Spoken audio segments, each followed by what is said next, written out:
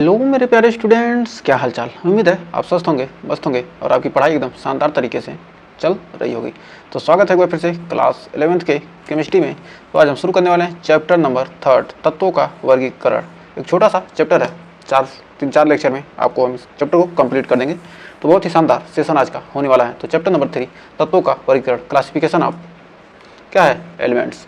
तो तत्वों का वर्गीकरण में हम पढ़ने वाले डोबेनाइडर का 3 नियम, न्यूलैंड का अष्टक नियम, मेंडेलीव की आवर्त सारणी और आधुनिक आवर्त सारणी से संबंधित हम कुछ बहुत ही शानदार टॉपिक पढ़ने वाले हैं। तो वीडियो में एंड तक बने रहेगा। एकदम शानदार तरीके से हम एकदम धांसू तरीके से इसको हम चैप्टर को करने वाले हैं शुरुआत। तो करा तत्वों का वर्गीकरण। तत्वों का वर्गीकरण का मतलब क्या होता है? तत्वों का वर्गीकरण क्यों किया गया? तो तत्वों का वर्गीकरण क्यों किया गया? तो तत्वों का वर्गीकरण करने का हमारा क्या था, मकसद क्या था? तत्वों को वर्गीकृत क्यों किया गया? मतलब कोई भी चीज़ है उसको क्या करना है हमको, इकट्ठा। किसी चीज़ को क्या करेंगे हम, इकट्ठा एक जगह क्या करते हैं, व्यवस्थित करते हैं। तो ये क्या है, यहाँ पर आप कोई वस्तु रखें, कोई यहाँ फेंक दिए, रूम में लाए यहाँ फेंक दिए, यहाँ फेंक दिए, ऐसे क्या किए पूरे रूम में फैला दिए, तो अच्छा लगेगा नहीं। आपको किसी चीज़ की ज़रूरत है, इस चीज़ की हमको ज़रूरत है, इसकी हमको ज़रूरत है, इधर ढूंढेंगे, यहाँ ढूंढेंगे, वहाँ ढूंढेंगे, क्या होगा, ढूंढने में हमें दिक्कत होगी। तो हमें तत्वों का वर्गीकरण की आवश्यकता इसलिए पड़ी क्योंकि हमें हर तत्व के बारे में जानकारी कैसे प्राप्त हो। तो तत्वों का वर्गीकरण के लिए हमें क्यों आवश्यकता पड़ी? तो आवश्यकता इसलिए पड़ी कि तत्वों का आसानी से अध्ययन करने के लिए, तत्वों का आसानी से अध्ययन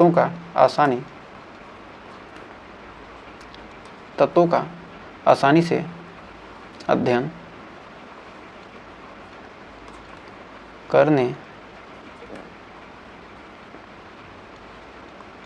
तत्वों का आसानी से अध्ययन करने के लिए हमें क्या पड़ा, तत्वों के वर्गीकरण की आवश्यकता पड़ी। जब तत्व क्या का वर्गीकरण क्यों पड़ा?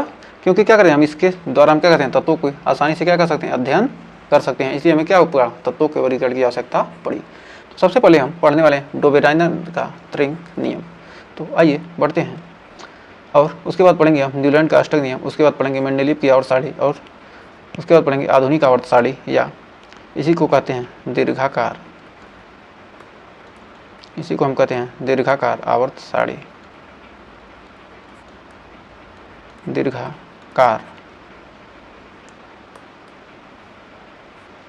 दीर्घाकार आवर्त सारणी, आधुनिक आवर्त सारणी या दीर्घाकार आवर्त सारणी। तो आइए सबसे पहले देखते हैं डोबेनाइडर का त्रिंग नियम। जो डोबेनाइडर साहब थे, इनके अनुसार परमाणु भार के आधार पर क्या किया गया, 3 तत्वों को क्रम से लगाने पर पहले वह तीसरे तत्व के परमाणु भार का औसत बीच के तत्व के परमाणु भार के समान होता था। इन्होंने बताया, डोबेनाइडर साहब ने कहा जितने भी तत्व हैं उनमें से क्या कीजिए, 3 तत्व को लेने पर क्या किया, इन्होंने 3 तत्वों को क्या किया, कहा कि 3 तत्वों को क्या किया गया, यदि क्रम से हम क्या करते हैं, लगाते हैं। जो हमारे 3 तत्व हैं, जैसे ए बी सी, हमारे 3 तत्व हैं, जो 3 तत्व हैं, 3 तत्वों में पहले और तीसरे तत्व का परमाणु भार का क्या करेंगे, औसत निकालने पर हमें बीच वाले तत्व का परमाणु भार क्या होगा, आसानी से मिल जाएगा। इस प्रकार क्या किया इन्होंने, परमाणु भार के समान होगा। यदि क्या ये 10 है और ये हमारा 20 है, तो 20 10 30 में क्या 2 भाग देंगे, क्या होगा, हमारा बीच वाला 15 हो जाएगा। इन्होंने इस प्रकार बताया। लेकिन यह क्या होगा, इनका भी क्या हो गया, इनका नियम क्या हो गया, फेल हो गया। क्योंकि क्या होगा, हर तत्व के लिए क्या होगा, यह अप्लीकेबल नहीं हुआ। तो आइए इसका डिफिनीशन लिखते हैं, इसके बारे में लिखते हैं। इनके अनुसार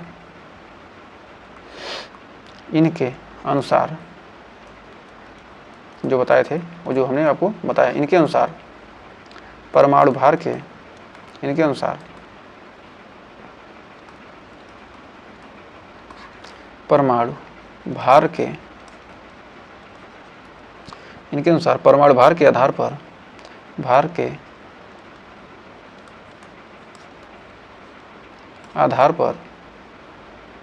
आधार पर 3 तत्वों को, 3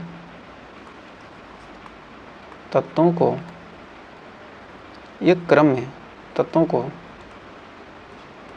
एक क्रम में लगाने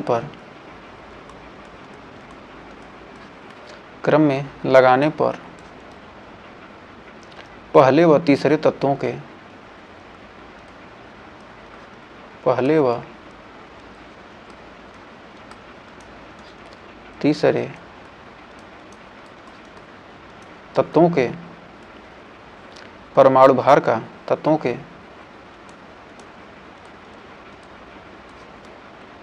परमाणु भार का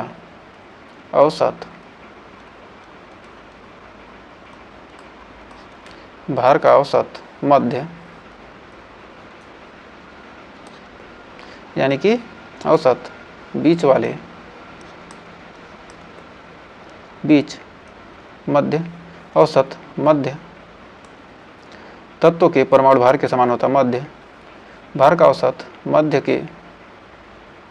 मध्य तत्व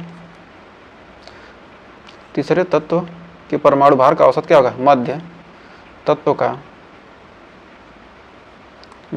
के परमाणु भार के समान होता है। परमाणु भार के समान होता है। तो क्या होता है, यदि क्या किया, इनको परमाणु भार के आधार पर रखते हैं तो तीन तत्वों को एक क्रम से क्या करेंगे, लगाने पर पहले और तीसरे तत्वों के परमाणु भार का औसत मध्य के तत्व के परमाणु भार के समान होता है।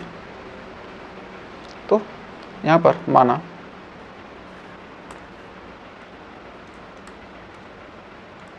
ए, बी और सी क्या है, तीन तत्व हैं। तो ए का क्या है, परमाणु भार कितना है 10 और बी का क्या मान लेते हैं 20। तो बीच वाले का हमारा हो जाएगा कितना 10 प्लस 20/2 यानी क्या हो जाएगा हमारा 15।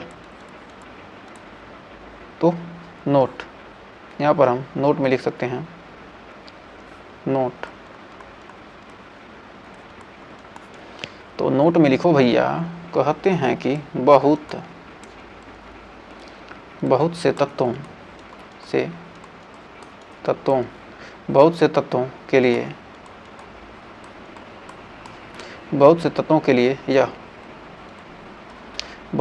के लिए यह वर्गीकरण कार्य नहीं करता है।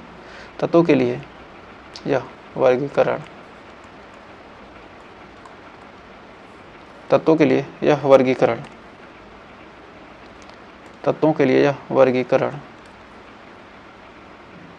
कार्य नहीं करता। बहुत से तत्वों के लिए क्या होता है, जो यह वर्गीकरण है क्या है, कार्य नहीं करता है। तो आगे बढ़ते हैं आगे। अब जानते हैं न्यूलैंड का अष्टक नियम, यानी न्यूलैंड का अष्टक नियम या वर्गीकरण। अष्टक नियम या क्या कहते हैं, वर्गीकरण।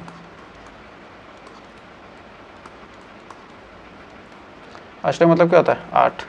तो न्यूलैंड ने बताया कि तत्वों को क्या किया, इन्होंने क्या किया, इस प्रकार 8 तत्वों को लगाया कि क्या है, ये संगीत की धुन जो हमारा क्या होता है सारे गामा पाधा निसा। इन्होंने बताया कि जो हमारा संगीत का धुन है सारे गामा पाधा निसा, यदि क्या करते हैं हम 8 तत्वों को इस प्रकार वर्गीकृत करते हैं। पहला और आखिरी तत्व क्या होगा हमारा, एक दूसरे के क्या करेंगे, गुणों में समानता प्रदर्शित करते हैं। क्या करते हैं, पहला और आखिरी तत्व क्या करेगा, गुणों में समानता प्रदर्शित करेगा। लेकिन ये भी क्या हो गए, जब फेल हो गए, कब, जब क्या हो गए, नियान, आर्गन और क्रिप्टॉन आदि जैसे तत्वों की क्या हो गई, बाद में जब खोज हुई तो इनका भी क्या हो गया, रूल फेल हो गया, इनका भी नियम क्या हो गया, फेल हो गया। तो इन्होंने क्या बताया था, इन्होंने बताया यदि तत्वों को एक क्रम में, यदि तत्वों को एक क्रम में लगाया जाए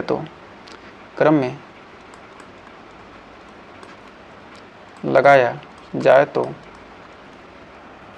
आठवां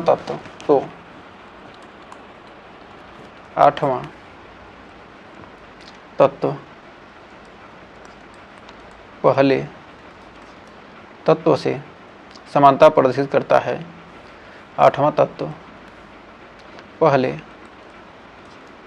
तत्व से समानता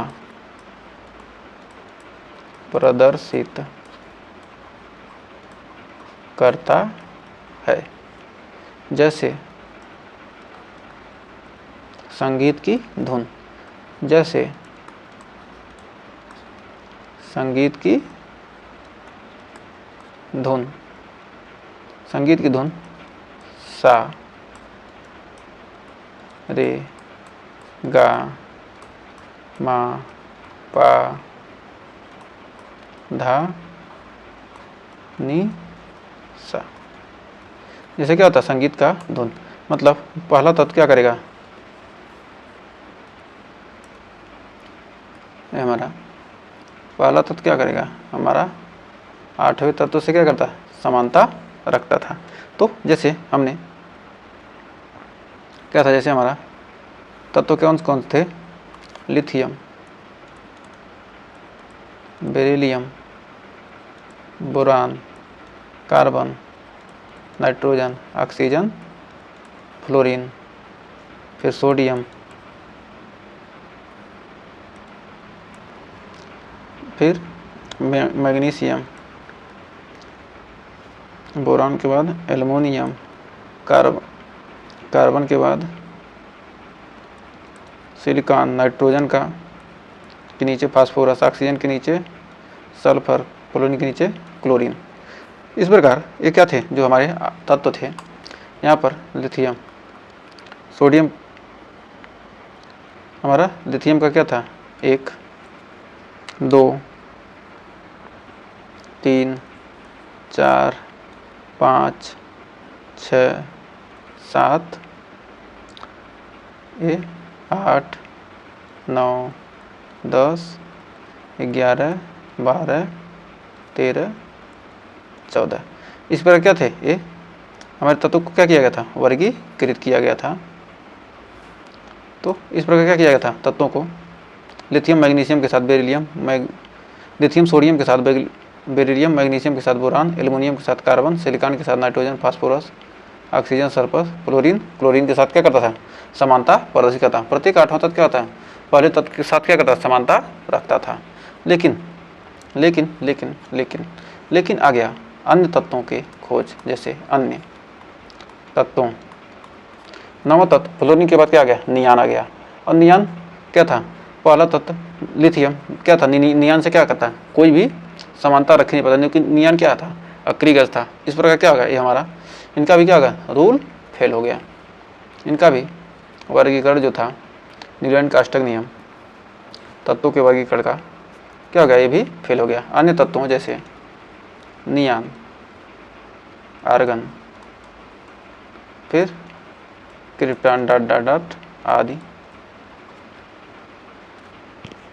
आदि अन्य तत्वों की खोज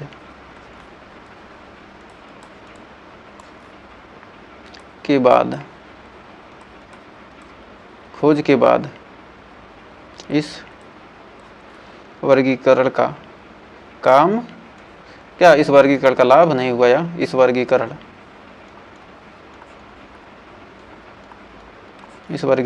का कार्य नहीं हुआ। इस वर्गीकरण का क्या हुआ, सफल, यह भी वर्गीकरण क्या हुआ, सफल नहीं हुआ। तब बढ़ते हैं मेंडेलीव की आवर्त सारणी। अब हम जानते हैं मेंडेलीव की आवर्त सारणी। तो इनका मेंडेलीव का पूरा नाम था दिमित्री इवानोविच मेंडेलीव। इन्होंने यह सारणी 1869 ईस्वी में दिया था, 1869 ईस्वी में दिया था। सारणी कब दिया था, 1869 में। मेंडेलीव ने इस सारणी को कब दिया था, 1869 ईस्वी में दिया था। इन्होंने अपने आवर्त सारणी में बताया कि मेंडेलीव ने क्या किया, तत्वों को उनके परमाणु भार के आधार पर एक क्रम में व्यवस्थित किया, जिससे क्या एक आवर्त सारणी बनी। तो मेंडेलीव ने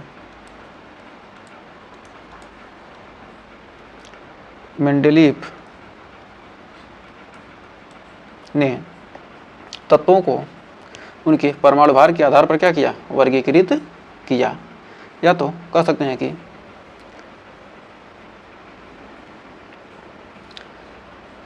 मेंडेलीव ने तत्वों को क्या किया, मेंडलीफ ने तत्वों को उनके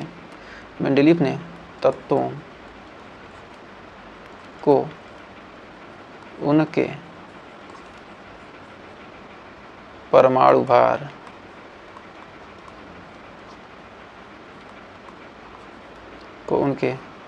भार के आधार पर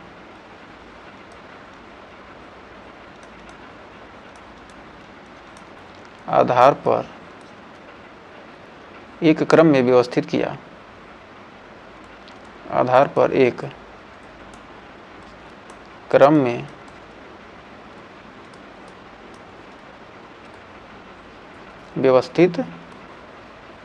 किया। एक क्रम में क्या किया, व्यवस्थित किया, जिससे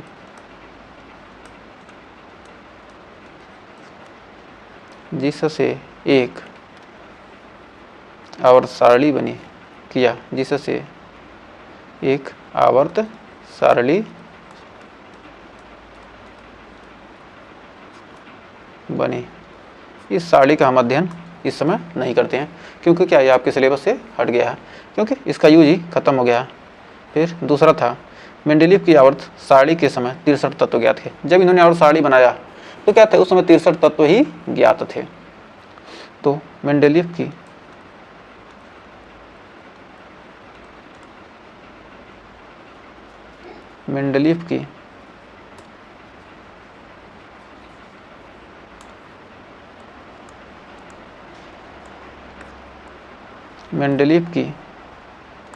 आवर्त सारणी के समय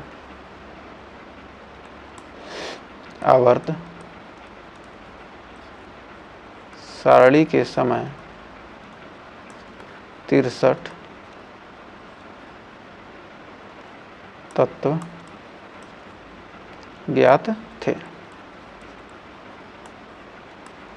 कितने तत्व ज्ञात थे, परमाणु भार के आधार पर रखा, और उस समय कितने तत्व ज्ञात थे, 63 तत्व ही ज्ञात थे। तीसरा पॉइंट है, मेंडलीफ की आवर्त सारणी में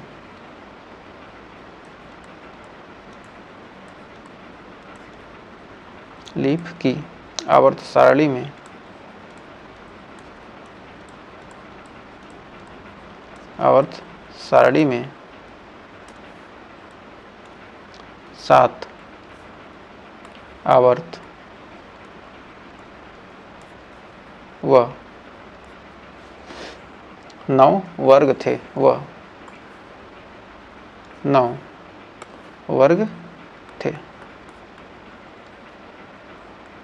7 आवर्त और 9 वर्ग थे। तो इन्होंने किसको आवर्त नाम दिया और किसको वर्ग नाम दिया,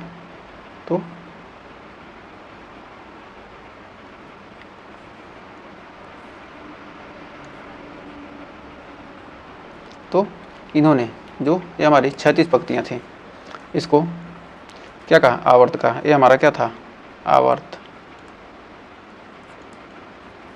ये क्या थी, हमारी 36 पंक्तियाँ।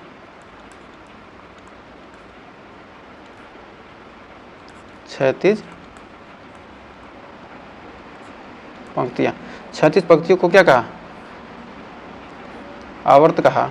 और ये हमारा क्या था, ये वर्ग समूह था, वर्ग समूह।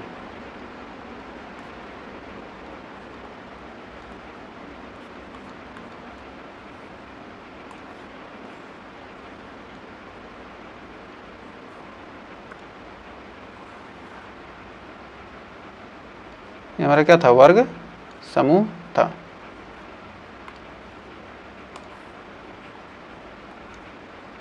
यह ऊर्ध्वाधर क्या थे, स्तंभ थे, ये ऊर्ध्वाधर स्तंभ।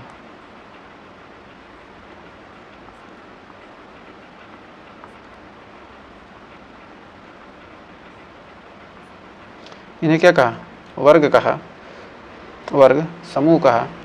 जो क्या थे, ऊर्ध्वाधर थे, उन्हें क्या कहा, वर्ग कहा। और जो क्षैतिज थे उन्हें क्या कहा, पंक्तियां या आवर्त कहा। क्या था हमारा, आवर्त। ये हमारा क्या था, वर्ग। और आवर्त के बारे में हमें उम्मीद है जान गए होंगे। तो अब जानते हैं मेंडलीफ का आवर्त नियम। अब मेंडलीफ का आवर्त नियम, मेंडलीफ का आवर्त नियम, मेंडलीफ का आवर्त नियम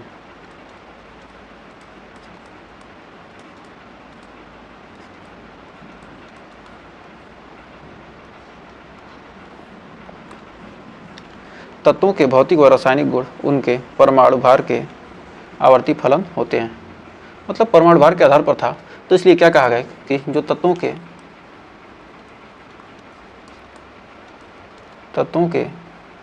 भौतिक व रासायनिक गुण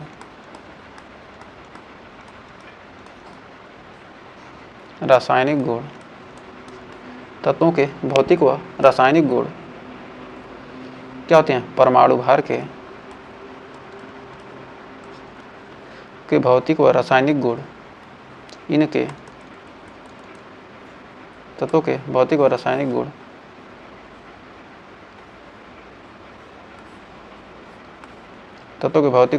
गुण इनके परमाणु भार के आवर्ती फलन होते हैं।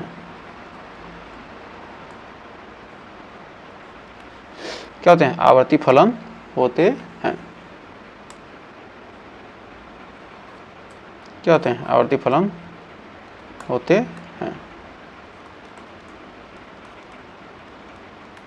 फिर है मेंडलीव के आवर्त सारणी के दोष। अब जानते हैं मेंडलीव के आवर्त सारणी के दोष। मेंडलीव के आवर्त सारणी के दोष। ये जो हमारा मेंडलीव का आवर्त सारणी था, इसमें भी क्या थी? कमियां थी। इसलिए इस आवर्त सारणी को आज भी नहीं पढ़ा जाता है। तो पहला दोष था, यह आवर्त सारणी समस्थानिक के स्थान को स्पष्ट नहीं कर पाई। यह आवर्त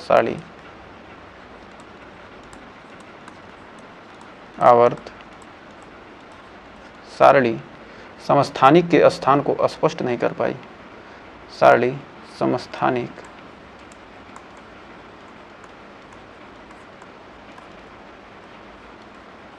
के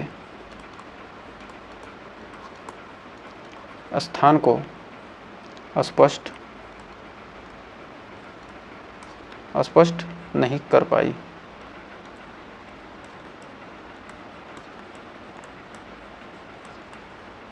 फिर दूसरा है संभारिक के स्थान में अस्पष्टता।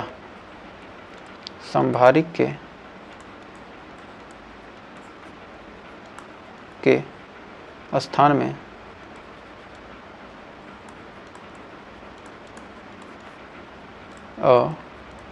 अस्पष्टता। फिर तीसरा है परमाणु भार के आधार पर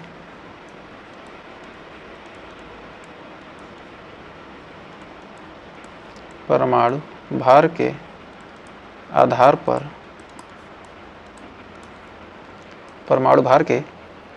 पर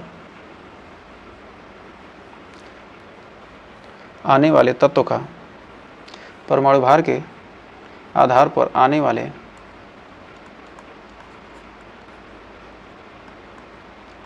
वाले तत्वों का स्थान सुनिश्चित नहीं कर पाई। परमाणु भार के आधार पर आने वाले तत्वों, मतलब किसी का परमाणु भार क्या था? कुछ और था। तो जो नए आने वाले तत्व थे उनका स्थान क्या होगा? सुनिश्चित नहीं कर पाई। आने वाले तत्वों का स्थान सुनिश्चित नहीं कर पाई।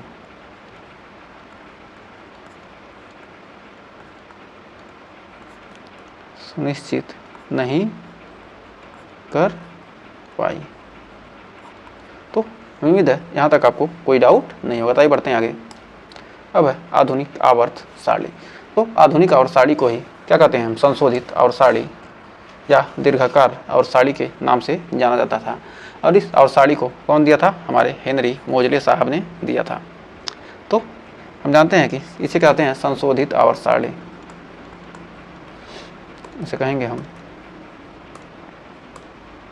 संशोधित आवर्त सारणी।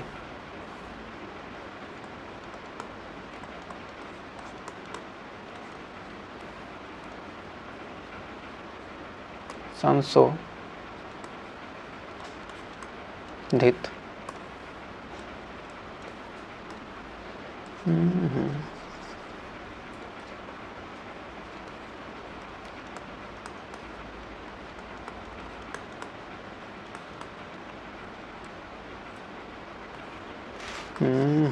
कितना गड़बड़ होगा।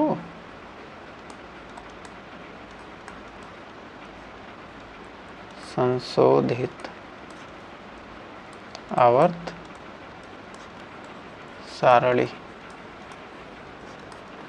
इसमें पहला पॉइंट है,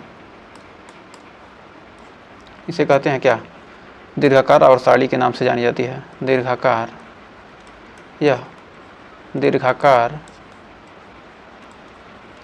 आवर्त सारणी के नाम से जानी जाती है। इसे दीर्घाकार आवर्त सारणी भी कहते हैं। और इसमें परमाणु क्रमांक के आधार पर क्या किया गया, तत्वों का वर्गीकरण किया गया। परमाणु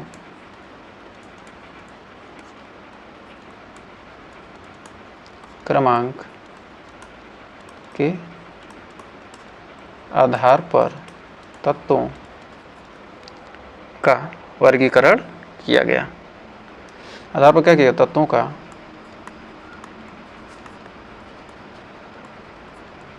वर्गीकरण किया गया। किसके आधार पर, परमाणु क्रमांक के आधार पर।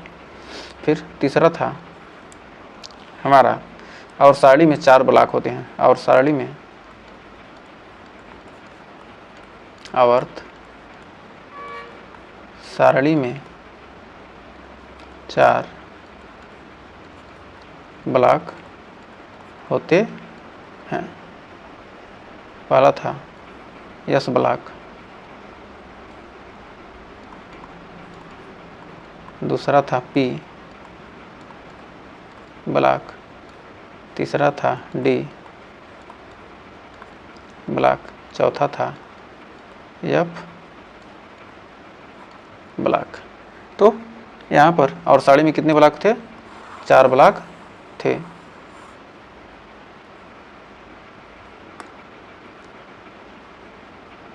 और सारणी में क्या थे, कितने ब्लॉक थे, 4 ब्लॉक थे। और सारणी में हमने क्या, कितने ब्लॉकों को पढ़ा, 4 ब्लॉक के बारे में पढ़ा। फिर हमारा चौथा था, इसमें आवर्त कितने थे, 7 और वर्ग समूह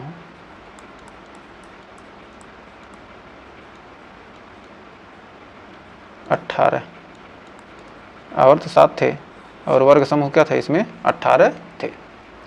तो ये थे हमारा आधुनिक आवर्त सारणी। तो अब आइए इसके तत्वों को बारे में जानते हैं। तो सबसे पहले हम एस ब्लॉक के तत्व, तो एस ब्लॉक के तत्वों को हम कैसे याद करेंगे, तो आपको हम याद करने का तरीका बताते हैं। तो देखिए एस ब्लॉक के तत्व, एस ब्लॉक के तत्व में हमारा होता है hydrogen, lithium, sodium, potassium, rubidium, caesium और फ्रांसियम। तो हम इसे पढ़ते हैं। एच से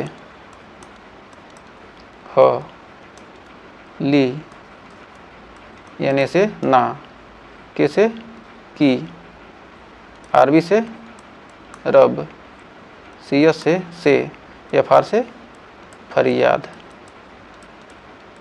तो याद करने का तरीका, हलीना की, रब से फरियाद। ह से हाइड्रोजन हो गया, ह से क्या हो गया, हाइड्रोजन, ली से लिथियम,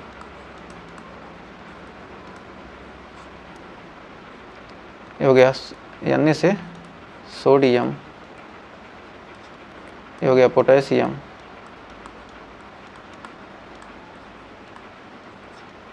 ये हमारा रुबिडियम,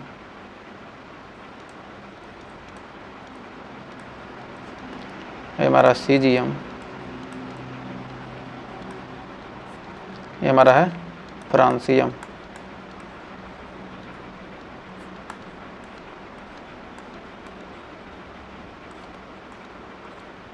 तो ये हमारा क्या होगा, फर्स्ट ए का तत्व। हमारा कौन सा ए है, फर्स्ट ए है।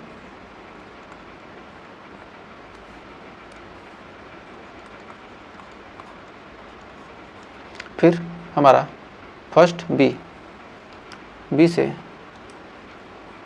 बेटा,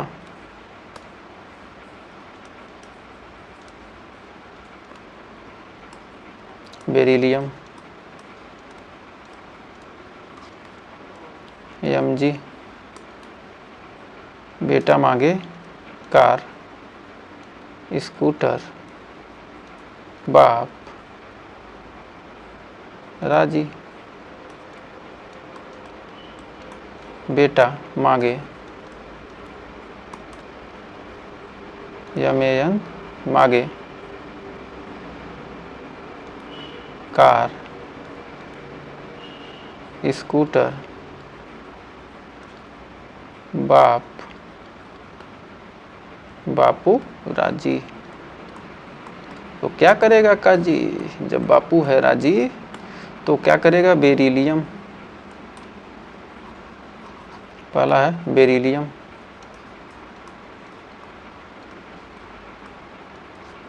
दूसरा है magnesium, magnesium,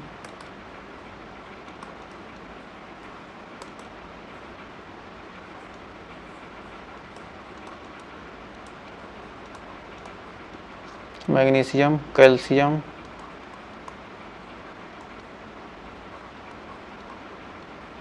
strontium, strontium, barium, barium और ये है रेडियम।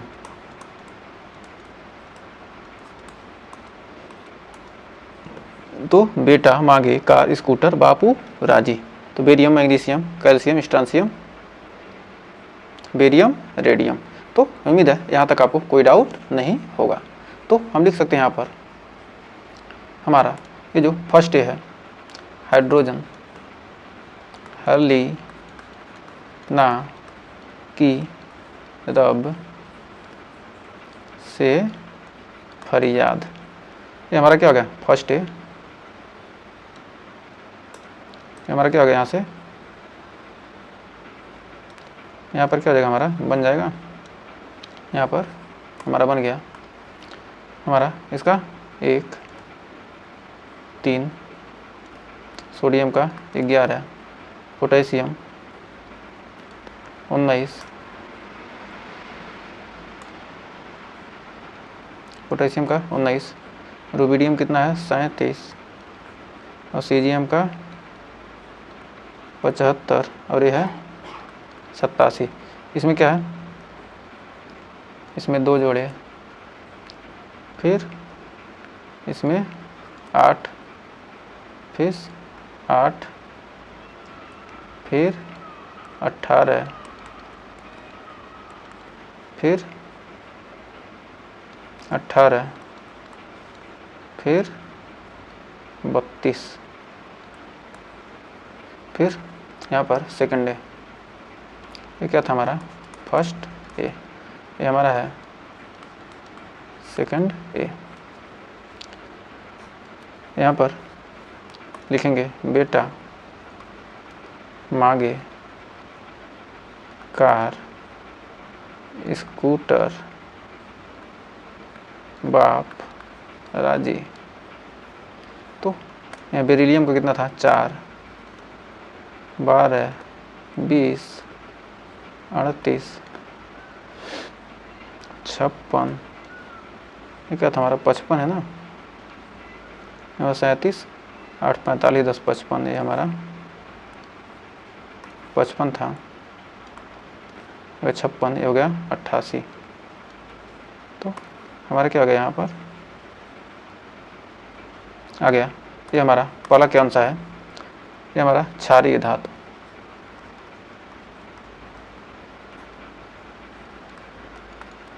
ये हमारा है क्षारीय मृदा धातु, क्षारीय मृदा धातु। ये क्या था हमारा यस ब्लॉक। यस ब्लॉक का हमें उम्मीद है आपको कंप्लीट रूप से याद आ गया होगा। तो हमने सारणी भी बनाना सीख लिया। अब बढ़ते हैं आगे। तो बढ़ते हैं आगे। तो हम जानते हैं कि आधुनिक आवर्त नियम, जो हमारा आधुनिक आवर्त नियम है वह होता क्या है। तो आधुनिक आवर्त नियम के आधुनिक आवर्त नियम, आधुनिक आवर्त नियम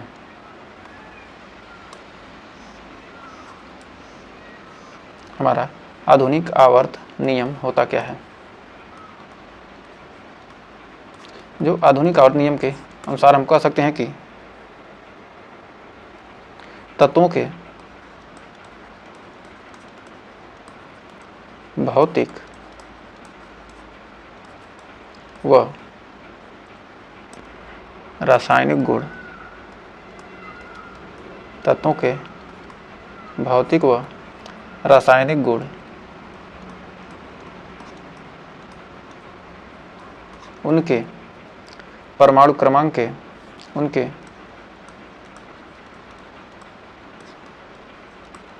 परमाणु क्रमांक के आवर्ती फलन होते हैं।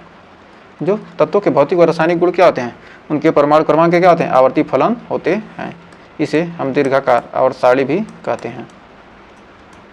दीर्घाकार आवर्त सारणी, इसे हम क्या कहते हैं, दीर्घाकार आवर्त सारणी भी कहते हैं। तो उम्मीद है यहाँ तक आपको कोई डाउट नहीं होगा। किसके फलन होते हैं, परमाणु क्रमांक के आवर्ती फलन होते हैं। तो ये चीज़ ध्यान रखिएगा। फिर अब देखिए यहाँ पर जो हमारे तत्व दिखाए गए हैं, कौन किस ब्लॉक के तत्व हैं।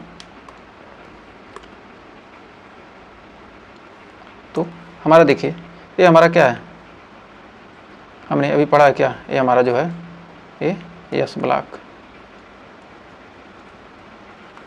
और ये हमारा है पी ब्लॉक,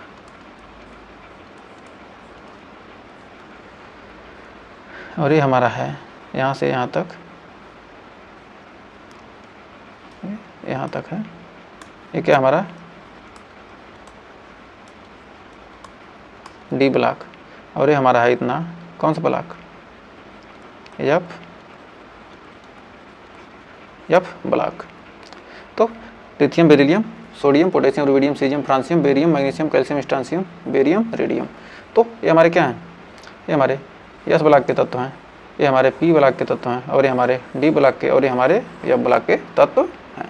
तो उम्मीद है आपको इन तत्वों के बारे में जानकारी हो गई होगी। ये पीरियोडिक टेबल के क्या हैं, ये हमारे एलिमेंट हैं।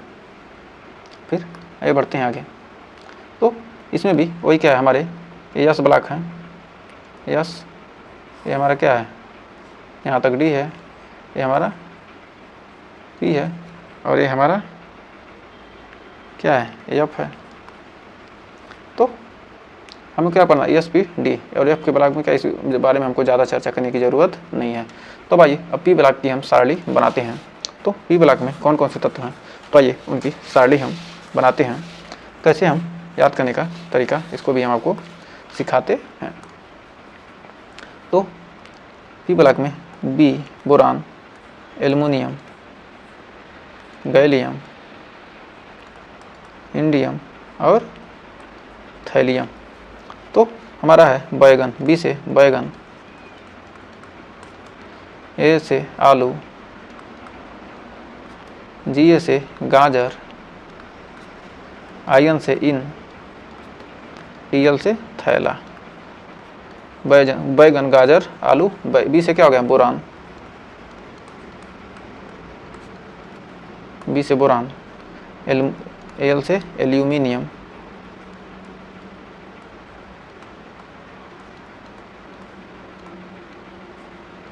एल्यूमिनियम, जी से गैलियम, आयन से इंडियम, Tl से थैलियम,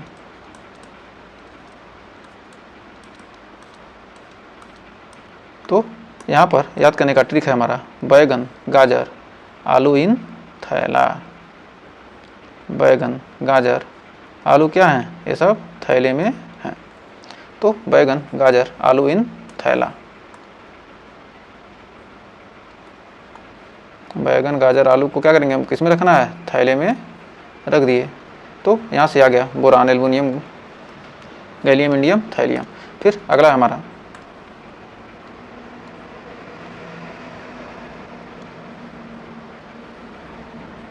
तो यहाँ पर carbon, silicon, germanium, tin, lead. यहाँ से हो जाएगा carbon, silicon, germanium, tin, lead. तो यहाँ पर सी से सी और एस आई का सी से काशी, गए, जी से गए, काशी गए शंकर पार्वती, काशी गए शंकर पार्वती, काशी गए शंकर पार्वती, काशी गए शंकर पार्वती। तो यहाँ पर क से हो गया कार्बन, सी से हो गया सिलिकॉन, सिलिकॉन,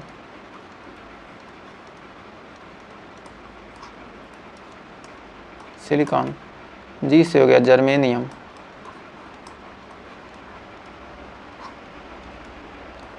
एन से हो गया टीन, हो गया पीबी से हो गया लेड। तो यहाँ पर भी याद करने में आपको कोई डाउट नहीं हो, काशी गए शंकर पार्वती। फिर आइए आगे आगे याद करते हैं, आगे याद करने का तरीका बताते हैं।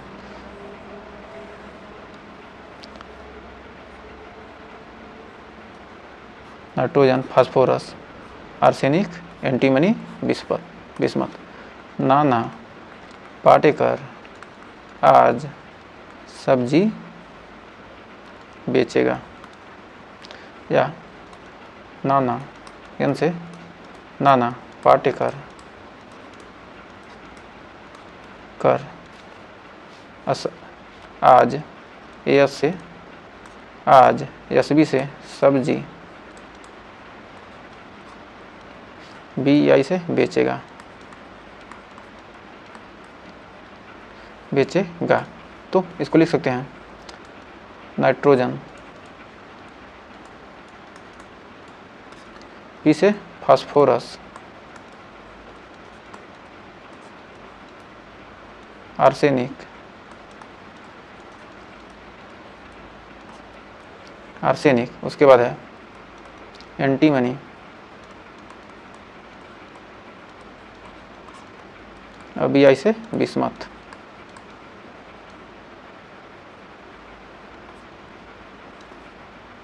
हमारा क्या है? Bismuth, arsenic, antimony, bismuth. फिर अगला है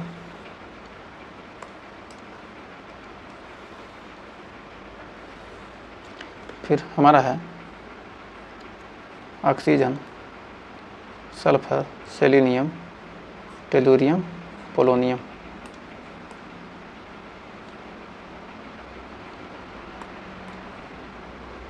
क्या जाएगा? Oxygen, sulphur, selenium, tellurium, polonium. तो ओ ओल्ड स्टाइल से, ओल्ड स्टाइल से टीपो, ओल्ड स्टाइल से टीपो, ओल्ड स्टाइल से क्या करो? टीपो। ओ से ऑक्सीजन,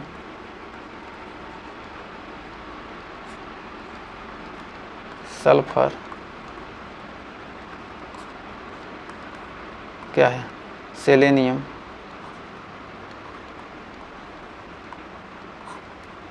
फिर टेलुरियम,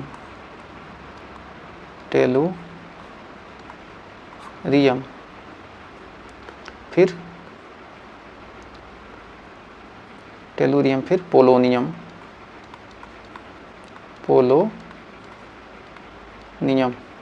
टेलुरियम, फिर क्या है हमारा पोलोनियम। तो टेलुरियम हो गया, उसके बाद हमारा कौन सा आ गया, पोलोनियम। फिर आइए आगे बढ़ते हैं। तो ओल्ड स्टाइल से टेप्पो याद करने का एकदम शानदार तरीका था। Selenium, tellurium. फिर हमारा अगला है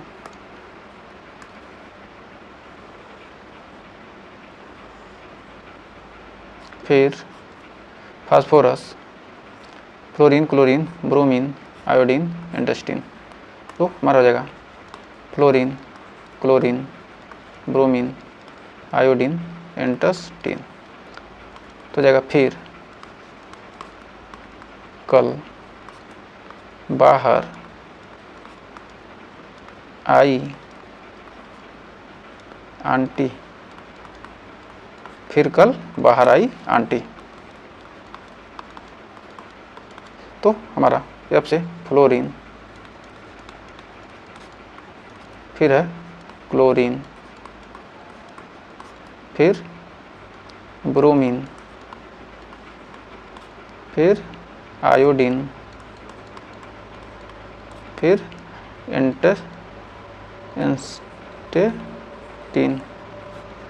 एंटेस्टीन। फिर है अगला, फिर कल बाहर आई आंटी था। अब है helium, नियान, argon, krypton, xenon, radon. तो helium, नियान, argon, krypton, xenon, radon. तो हमारा है हीना, नीना और करीना, एक्सरे, रंगीन। हीना, नीना और करीना, एक्सरे, रंगीन। क्या है helium, नियान, argon, krypton, xenon, non. ये क्या हमारा जीनान, रेडान। तो उम्मीद है यहाँ तक आपको कोई डाउट नहीं होगा। तो अब आइए इसका पीरियाडिक टेबल बना लेते हैं फटाफट। Periodic table, boron, aluminium, boron वाला, फिर कार्बन, फिर नाइट्रोजन, हमारा नाइट्रोजन है, फिर फ्लोरीन, फिर हीलियम।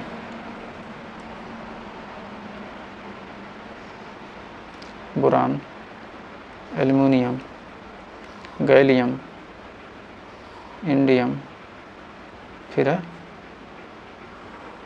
थैलियम।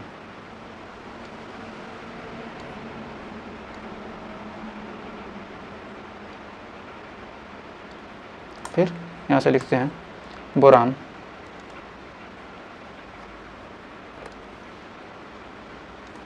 एल्युमिनियम, गैलियम,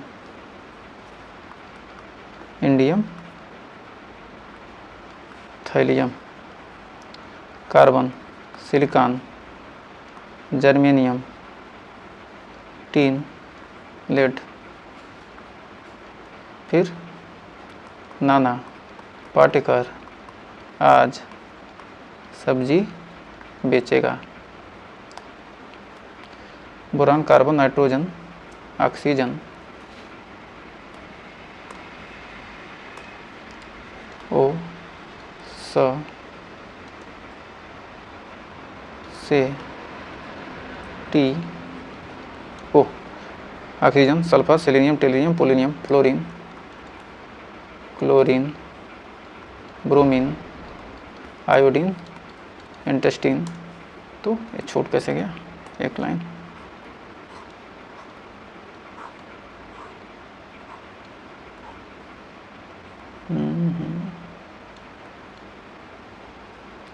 तो यहाँ पर है अगला हमारा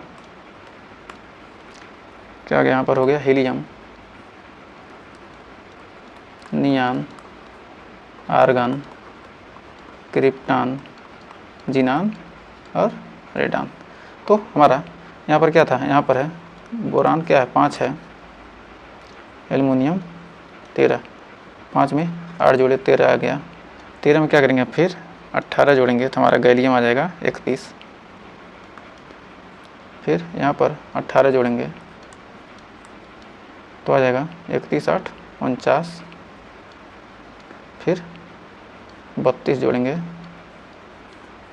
हो जाएगा 81। तो हमारा 5 6 7 8 9 10 14 15 16 17 18 32 35 34 35 36। फिर हमारा है 50 51 52 53 54 82